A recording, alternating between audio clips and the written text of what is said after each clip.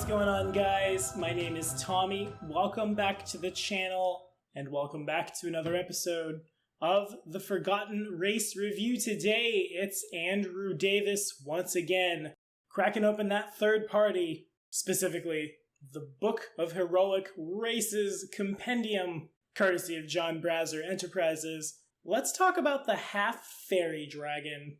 Yeah, that's a thing that actually exists, and I'm actually pretty stoked for it, to tell you the truth. But hey, remember, if you've got any requests, they go down in the comments section. And if you're a patron of Black Dragon Gaming at any tier, your request jumps to the front of, honestly, a pretty long line. Patreon link, of course, in the description. But today, this episode of the Forgotten Race Review was brought to you by Josh King, PK Perez's player. Say that 10 times fast. PK Perez's player. PK Perez's player. PK Perez's player. PK Perez's player. PK Perez's player. On Greenwich Colonies, one of my very oldest friends, longtime supporter of BDG, literally my third patron. Thanks so much for your help, dude. You're the best. Now, fairy dragons. Okay, so the half-dragon's been with us for a long time. We've talked about that on the channel already. A fairy dragon in Dungeons & Dragons is a much smaller, cuter, adorable little thing. Think along the lines of a pseudo-dragon, a little tiny, brightly colored lizard with butterfly wings. That's been with us for a long, long time.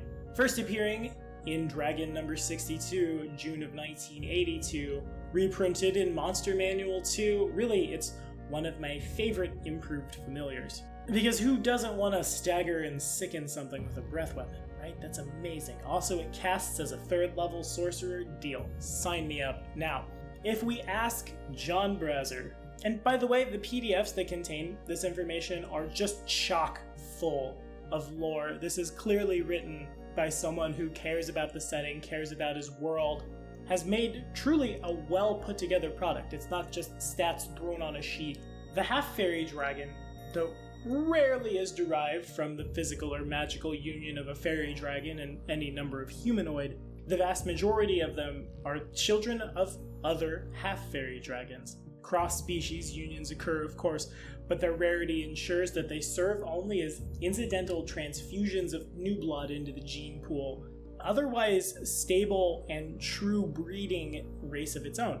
As one might imagine, the Half-Faerie dragon combines a humanoid form with the key and most colorful features, as well as the innate magic of their draconic forebears. Half-Faerie dragons, of course, possess a pair of elegant, brilliantly colored butterfly wings with colors that vary wildly, and the chromatophores along their tips carry this trend further by changing color to match their mood, not unlike a chameleon.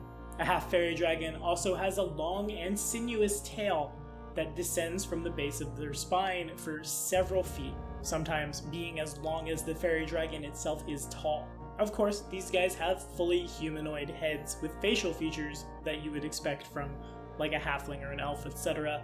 They do possess jaws full of sharp, small teeth, and though their faces provide a familiar, face, their legs and forearms often resemble the reptilian. Think draconic legs that are clawed, reptilian-style feet slightly longer than a human or elf, and these are often covered in a fine sheen of scales, occasionally with larger, harder plates at the knee and at the shin. A half-fairy dragon's hair will normally match the norm from the humanoid from which they long ago sprang from, but also the hair will contain portions that match the predominant color of the fairy dragon's wings. And like a true fairy dragon, these guys possess slender horns that sweep back from their scalp, usually beginning just above the temple, with a slight curve, think like the horns of an antelope. Hidden by their hair, and largely functionless, because we're not a bug, half-fairy dragons also have insect-like antennae. They often lay back with the hair, but sometimes they gently perk and move according to the half-fairy dragon's emotional state. A half-fairy dragon comes of age at 35 years old. Males run the gamut from 2'7" to 3'1", females coming in 2 inches shorter. And these guys weigh anywhere from 32 to 38 pounds, females being on average 5 pounds less. And they tend to live for 190 plus a deep 100 worth of years. Respectable. Now, as far as that character sheet goes, the Half-Faerie dragon receives a +2 to its dexterity, intelligence, and charisma, but a -2 to con and whiz. These guys are considered to be charismatic, quick in both body and mind, but they're pretty fragile, and they lack restraint and common sense. They're humanoids with the draconic subtype, with a base speed of 20 feet, and of course, as one might imagine, they are in fact small creatures. Now, like we said, they do possess fully functional butterfly-like wings, but they can't actually fly because of their frame and size. Rather, they're capable of using these wings to slow their descent during a fall, and using them to help jump and balance, meaning that your Half-Faerie dragon character gets a +2 racial bonus on acrobatics and fly checks.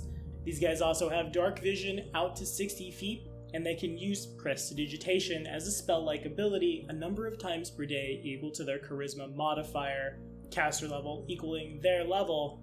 The Half-Faerie dragon receives a +2 on saving throws versus paralysis and sleep because dragon, and once per day, the Half-Faerie dragon can exhale a cloud of euphoric gas in a 10-foot cone, which functions exactly like the Half-Faerie dragon's Euphoria breath weapon. It staggers people, it sickens people, and it makes them immune to fear for the duration. DC 10 plus half the Fairy Dragon's class level plus its con will negate the effect. So I'm kind of disappointed, I'm not gonna lie, that it takes a feat, it takes true flight to be able to fly with our Half-Faerie dragon, but for balance sake, I totally get it. And honestly, this race fulfills a couple of niches that I think Pathfinder has yet to fill on its own. As I'm sure some of you guys know, when we cross the $750 a month mark on Patreon, and we're pretty close, we'll start putting out our own third-party books for Pathfinder 1st and 2nd edition. That includes races, and I've had it in my head for a long time that Pathfinder is missing the Aasimar is to Celestial as Tiefling is to Infernal/Demonic, as X race is to Draconic or Fey. The Half-Faerie dragon kind of fills both of these niches at once, and I really like it. I think I would definitely play one of these things if given the chance.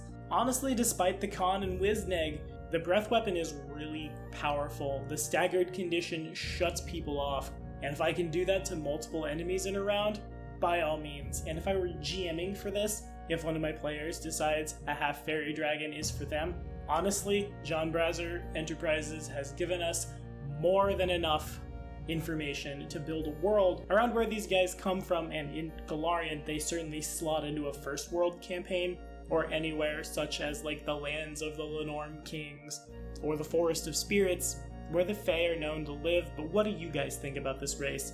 Have you played them? Have you played any of the John Brazer races? And what do you think about third party in general in your Pathfinder games? As always, thanks so much for watching, guys. Be sure to like and subscribe for more sweet content. The next episode of the Forgotten Race review isn't a race. In fact, it's a template. We're going to talk about Lycanthropes. I'll see you next Monday.